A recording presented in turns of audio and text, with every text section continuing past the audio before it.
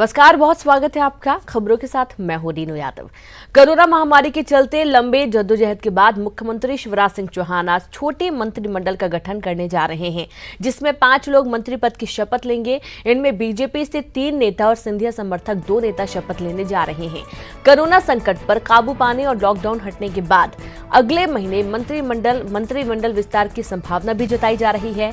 शपथ लेने वाले मंत्रियों में डॉक्टर नरोत्तम मिश्रा, कमल पटेल और मीना सिंह के अलावा सिंधिया समर्थक तुलसीराम सिलावट और गोविंद सिंह राजपूत के नाम शामिल हैं। मंत्रिमंडल के गठन में सभी क्षेत्रीय और जाति समीकरणों का ख्याल रखा गया है। दोपहर 12 बजे राजभवन में शपथ समारोह का आयोजन सादगी के साथ किया जाएगा। कोरोना संकट के चलते सोशल डिस्टेंस का पालन करने को लेकर विशेष एहतियात बरती जा रही है। मुख्यमंत्री शिवराज सिंह चौहान की शपथ के 29 दिन बाद उनके मंत्रियों को शपथ दिलाई जा रही है। तो आज शिवराज मंत्रिमंडल का गठन होने जा रहा है। हालांकि ये जो मंत्रिमंडल है ये बहुत ही छोटे स्तर पर होगा, मतलब संख्या बहुत कम है। मात्र 5 मंत्री ही शपथ आज लेंगे और छोटे मंत्रिमंडल के चलते 5 मंत्री ही शपथ लेंगे राज्यपाल के सामने। और बहुत सादगीपूर्ण ये पूरा कार्यक्रम है, चूंकि कोरोना महामारी से पूरा देश ही नहीं मध्य प्रदेश भी जूझ रहा है, जिसके चलते स्वास्थ्य विभाग का गठन भी बहुत अहम है। तो शिवराज मंत्रिमंडल का आज गठन है। मंत्रिमंडल के संभावित चेहरे हम आपको बता दें। सबसे पहले तो नरोत्तम मिश्रा, जो कि जब बीजेपी की सरकार थी तो 2 से 3 विभाग संभाल रहे थे। दतिया से 6 बार विधायक हैं। ग्वालियर चंबल इलाके में के कद्दावर नेता, पार्टी का ब्राह्मण चेहरा ये है। 2003 में कई विभागों के राज्य मंत्री भी रहे। स्वतंत्र प्रभारी ने मिला रहा। 2008 में संसदीय कार्य सहित कई विभागों के मंत्री। 2013 में संसदीय कार्य, लोक स्वास्थ्य सहित कई विभागों के मंत्री। कमलनाथ सरकार गिराने में उन्होंने अहम भूमिका निभाई थी। तो शिवराज मंत्रिमंडल का आज गठन होने जा रहा है। मंत्रिमंडल के संभावित चेहरों में तुलसीराम सिलावट, जो कि सिंधिया खेमे से आते हैं, सांवेर विधानसभा से 4 बार विधायक रहे, सिंधिया गुट के प्रमुख नेता माने जाते हैं। मालवा का कद्दावर चेहरा, मंत्रिमंडल में अनुसूचित वर्ग का करेंगे प्रतिनिधित्व। कमलनाथ सरकार में रहे सीनियर मंत्री, स्वास्थ्य मंत्रालय संभालने का इनका अनुभव है। और साथ ही इनके अलावा जो तीसरा चेहरा है गोविंद सिंह राजपूत, ये सुर्खी विधानसभा से 3 बार विधायक रहे, सिंधिया गुट के प्रमुख नेता। बुंदेलखंड का कद्दावर चेहरा, मंत्रिमंडल में सामान्य वर्ग का करेंगे प्रतिनिधित्व। कमलनाथ सरकार में रहे सीनियर मंत्री, राजस्व और परिवहन विभाग संभाल चुके हैं। तो कमल पटेल हरदा से 5 बार विधायक रहे हैं। नर्मदापुरम इलाके का कद्दावर चेहरा है। मंत्रिमंडल में ओबीसी वर्ग का करेंगे प्रतिनिधित्व। 2005 में बाबूलाल गौर मंत्रिमंडल में राज्य मंत्री रहे। 2009 में शिवराज सरकार में भी कैबिनेट मंत्री रहे हैं। और साथ ही मीना सिंह मानपुर से 5 बार की विधायक हैं। विंध्य से पार्टी का कद्दावर चेहरा, मंत्रिमंडल में अनुसूचित जाति वर्ग का प्रतिनिधित्व करेंगी। 2003 में राज्य मंत्री रही हैं। कई विभागों को भी संभालने का इनका अनुभव रहा है। और अधिक जानकारी के साथ संवाददाता शरद जुड़ गए हैं। शरद, तो ये माना जाए कि न्यूज़ 18 के माध्यम से ये जो 5 चेहरे अभी दिखाए गए हैं, ये तय हैं जिन्हें आज मंत्री पद मिलने जा रहा है। हाँ बिल्कुल रीनू, आपने सही कहा। लगभग ये तय माना जा रहा है कि यही वो 5 चेहरे होंगे जो आज मंत्री के तौर पर शपथ लेंगे। हालांकि देखना होगा कि क्या इसमें कुछ और बदलाव होने की भी संभावना है, जिसको लेकर चर्चाएं भी हैं। क्योंकि अगर सिर्फ यही 5 चेहरे होते हैं तो फिर ये कहीं ना कहीं बहुत चौंकाने वाला भी मंत्रिमंडल होगा, क्योंकि कई बड़े और कद्दावर चेहरे बीजेपी के इसमें नजर नहीं आने वाले हैं। इसका मतलब है गोपाल भार्गव, भूपेंद्र सिंह जैसे जो बड़े चेहरे हैं, जिनके बारे में ये कहा जा रहा था कि वो बनेंगे मंत्री। तो अगर ये मंत्रिमंडल है जो जिनके बारे में खबर निकल के सामने आई है और ये माना जा रहा है कि यही 5 शपथ लेंगे, तो फिर ये भी अपने आप में चौंकाने वाला होगा। लेकिन कुल मिलाकर अभी तक की जो जानकारियां हैं उसके मुताबिक यही 5 चेहरे हैं। आपने पूरे विस्तार से उनके बारे में जानकारी दी है कि उनकी क्या प्रोफाइल है, उनका बैकग्राउंड क्या है। और जो जानकारी है उसके मुताबिक आज 12 बजे का जो वक्त है वो तय किया गया है। 12 बजे के आसपास में ये सभी जो 5 मंत्री हैं, 5 चेहरे हैं, वो शपथ लेंगे और फिर उसके बाद में उनका जो विभागों का बंटवारा है वो किया जाएगा। तो कहीं ना कहीं ये कह सकते हैं कि अब नजरें इस बात पर टिकी हैं कि आखिरकार क्या यही सिर्फ 5 चेहरे ऐसे होंगे जो मंत्री बनेंगे जिसकी ज्यादा संभावना है, या फिर इसमें कुछ और फेरबदल भी हो सकता है। जी बिल्कुल। छोटे मंत्रिमंडल का गठन होगा, न्यूज 18 ने ये भी पहले बताया था शरद, और आज ये भी बताया जा रहा है कि छोटे मंत्रिमंडल में कौन कौन से चेहरे शामिल हैं। इनमें कुछ बड़े चेहरे हैं, भूपेंद्र सिंह हैं, राजेंद्र शुक्ल हैं, और इनके साथ साथ और भी कई ऐसे चेहरे हैं जो कि जब पहले शिवराज सरकार में काफी बड़े ओहदे पर थे। नजरअंदाज किया जाना थोड़ा सा चौंकाता भी है। अब बिल्कुल देखिए, अगर ऐसा होता है, जिस बात की संभावना जताई जा रही है हाँ। कि इन बड़े चेहरों को अभी मंत्रिमंडल में जगह नहीं मिलती, जैसा आपने कहा, राजेंद्र शुक्ल की बात करें, भूपेंद्र सिंह की बात करें, और एक और सबसे बड़ा चेहरा अभी तक जो नेता प्रतिपक्ष थे कुछ दिनों पहले तक में, वो गोपाल भार्गव, अगर ये चेहरे नहीं होते हैं तो फिर आखिरकार इनके पीछे बीजेपी की क्या रणनीति हो सकती है, ये देखने वाली बात होगी। लेकिन निश्चित तौर पर अभी जो मंत्रिमंडल का गठन किया जा रहा है वो परिस्थितियां भी कहीं ना कहीं देखनी होंगी कि किन परिस्थितियों के बीच में ये मंत्रिमंडल का गठन हो रहा है। जैसा कि आपने कहा भी कि कोरोना महामारी का असर है। मुख्यमंत्री शिवराज सिंह चौहान ने 23 तारीख को अपनी शपथ ली थी, और तब से लेकर अब तक लगभग 1 महीना हो गया है और मंत्रिमंडल का गठन नहीं हो पाया। तो कहीं ना कहीं राजनीतिक तौर पर जो रस्साकसी की खबरें भी सामने आई कि सिंधिया खेमे के जो मंत्री हैं उनको किस तरीके से एडजस्ट किया जाए, क्या सभी जो उनके खेमे के लोग थे जिनकी मंत्री बनाए जाने की संभावना थी उनको मंत्री बनाया जाए, या फिर मंत्रिमंडल छोटा हो तो उनमें से कुछ चेहरों को मंत्रिमंडल में शामिल किया जाए। तो जो फॉर्मूला तय हुआ है, जिसके बारे में जानकारी है, उसके तहत यही है कि छोटा अभी मंत्रिमंडल होगा जिसमें 5 चेहरे होंगे। आने वाले दिनों में जब मंत्रिमंडल का विस्तार किया जाएगा तो फिर उन बाकी के जो नाम है या जो चेहरे हैं उनको एडजस्टमेंट किया जाएगा। जी बिल्कुल। तो आज जो तकरीबन 12 बजे का वक्त मुकर्रर किया गया है और 12 बजे मंत्री पद की शपथ 5 मंत्री लेंगे। वक्त एक छोटे से ब्रेक का है, हम जल्द हाजिर होंगे।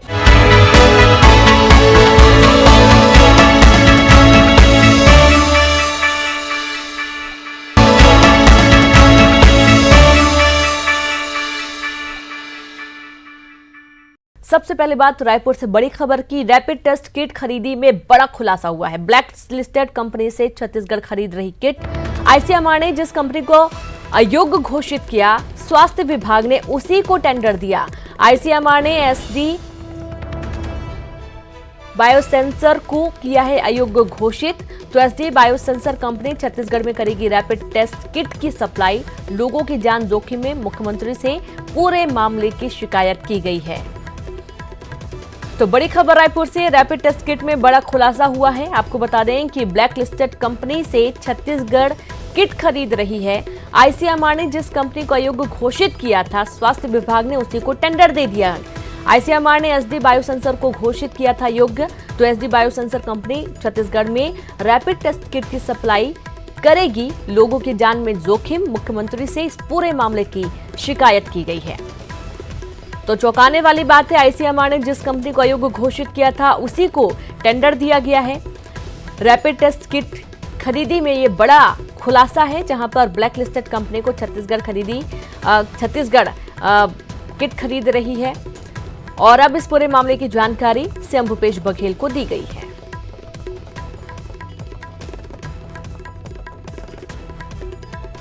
तो आईसीएमआर ने जिस कंपनी को अयोग्य घोषित किया था, स्वास्थ्य विभाग ने उसी को टेंडर दे दिया।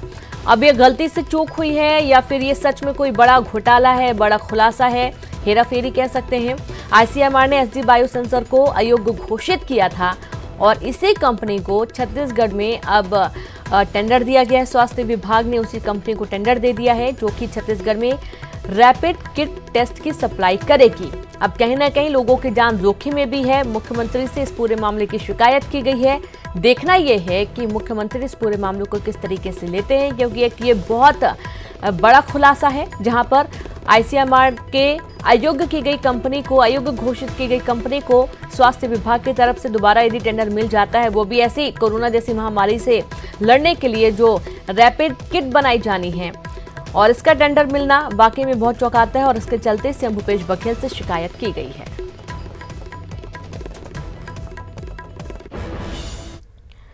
तो भूपेश सरकार ने कोरोना संकट के दौरान लॉकडाउन में वनोपज का संग्रहण करने वाले आदिवासियों को राहत दी है। आदिवासियों से अब राज्य सरकार की ओर से महुआ फूल को 18 रुपए प्रति किलो के बजाय 30 रुपए प्रति किलोग्राम की दर से खरीदा जाएगा।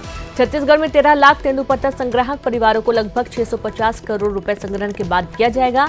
प्रदेश सरकार के इस निर्णय से कोरोना के संकट काल में वन क्षेत्रों में रहने वाले आदिवासियों को लाभ होगा।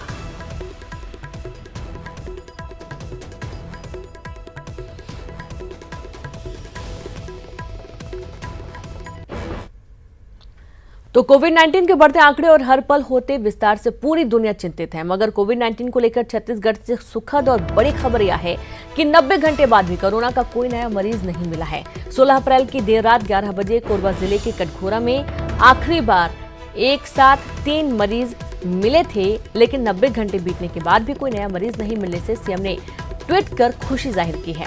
बता दें कि प्रदेश में कोरोना के अब तक कुल 36 मरीज मिले, जिनमें से 25 पूरी तरीके से ठीक होकर घर भी वापस जा चुके हैं। एक्टिव केस 11 हैं, जिनका उपचार रायपुर के एम्स में जारी है, जिनके भी जल्द स्वस्थ होने की पूरी उम्मीद जताई जा रही है।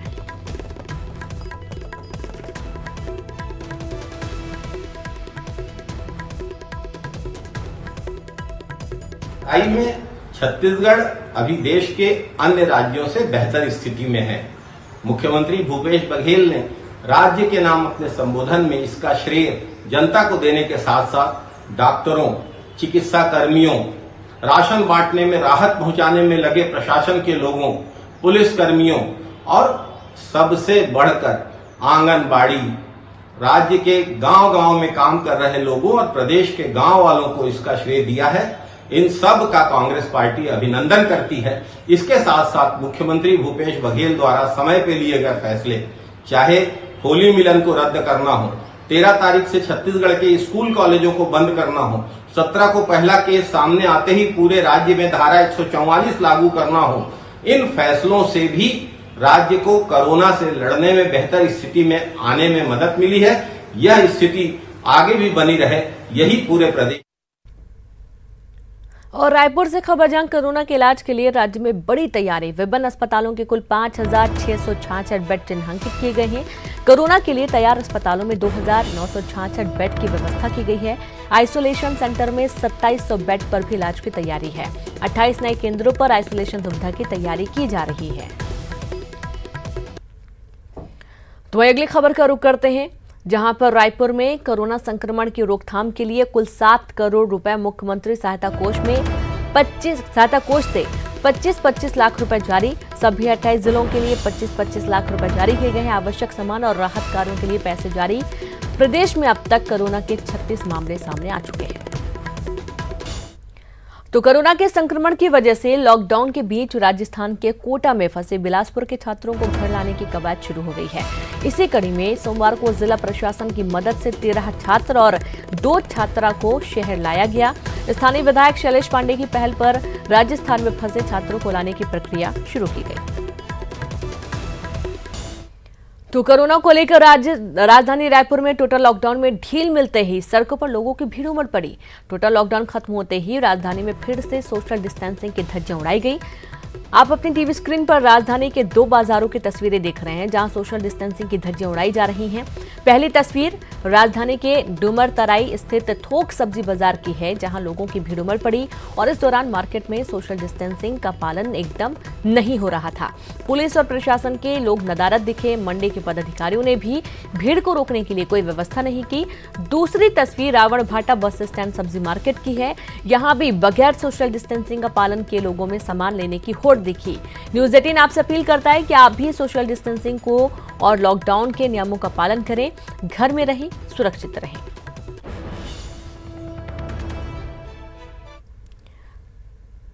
तो कोंडागांव और जांजगीर चांपा के बैंकों में जनधन खाते से पैसे निकालने के लिए ग्रामीणों में होड़ लगी रही, जिसके कारण बैंकों में सोशल डिस्टेंसिंग का पालन नहीं हुआ। यहां बैंक कर्मचारी भी नियमों की अनदेखी करते नजर आए। कोंडागांव में सोशल डिस्टेंसिंग का पालन कराने के लिए जवानों को काफी मशक्कत करनी पड़ी। उसी तरह जांजगीर चांपा में भी कुछ इसी तरह का नजारा दिखाई दिया। जिले के सक्ती तहसील क्षेत्र में स्थित बैंक में लोग बिना मास्क लगाए ही बैंक पहुंच गए।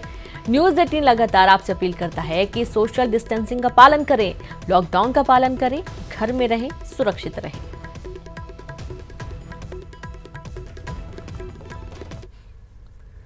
तो कोरोना की वजह से देश भर में लॉकडाउन है। ऐसे में मजदूरों पर सबसे बड़ी आफत आई है। वे अपने घर पहुंचने की चाहत में पैदल ही निकल पड़ रहे हैं। पैदल चलकर घर पहुंचने की जद्दोजहद में एक मार्मिक तस्वीर निकलकर सामने आई, जहां 12 साल की एक नाबालिग की मौत हो गई। एक रिपोर्ट देखिए। वो अपने परिवार का पेट भरने के लिए अपना गांव छोड़कर गई थी। उसे क्या पता था कि इतना बड़ा संकट आ जाएगा। जी हाँ, ये मार्मिक कहानी छत्तीसगढ़ के बीजापुर की है, जहां के आदेट गांव की 12 साल की जमलो मटकामी गांव वालों के साथ तेलंगाना के पेरूर गांव में रोजी रोटी की तलाश में आई। लेकिन कोरोना महामारी के चलते देश भर में लॉकडाउन हो गया और फिर मजदूर अपने अपने गांव लौटने लगे। जमलो के गांव वाले भी पैदल चल पड़े।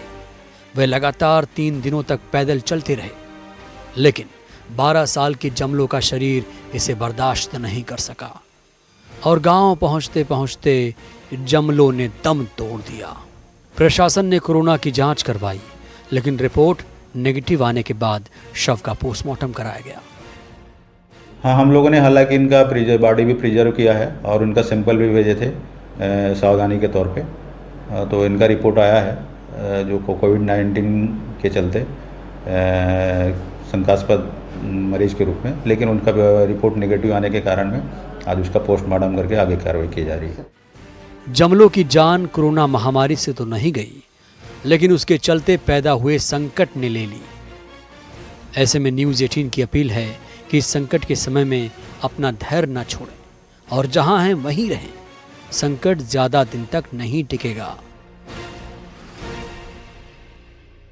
मुकेश चंद्राकर, न्यूज 18 बीजापुर। तो कोरोना का हॉट स्पॉट बने कटघोरा के कोरोना संक्रमण प्रभावित पुरानी बस्ती के जामा मस्जिद वाली गली का कलेक्टर किरण कौशल ने दौरा किया और वहां रह रहे परिवारों से उनका हालचाल पूछा।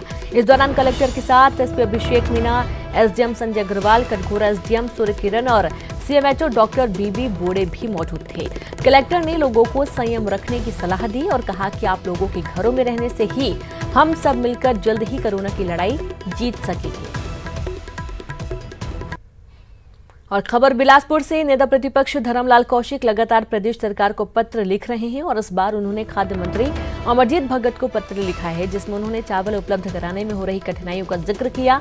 नेता प्रतिपक्ष ने लिखा है कि सरकार के पास नगरीय निकाय क्षेत्रों में बिना राशन कार्ड वालों को चावल उपलब्ध कराने को लेकर कोई योजना नहीं है।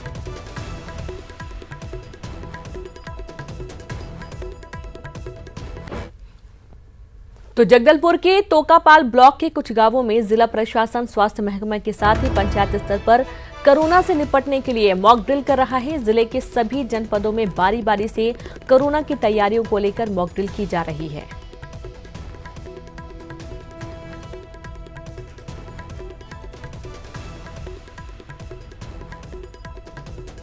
तो स्वास्थ्य विभाग की मदद से मॉक ड्रिल हो रही है। जगह जगह पर कोरोना से निपटने को लेकर पंचायतों में भी मॉक ड्रिल की जा रही है और ये तस्वीरें आप देखिए, जहां पर खास ध्यान रखा जा रहा है। खास तौर पर ज्यादा जो भीड़ भाड़ वाले इलाके हैं वहां पर भी मॉक ड्रिल किया जा रहा है।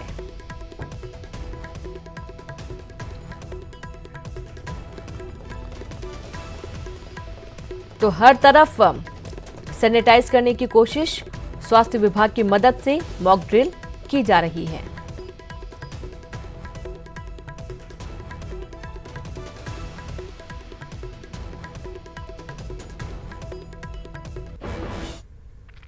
और वक्त एक ब्रेक का है, जल्द हाजिर होंगे।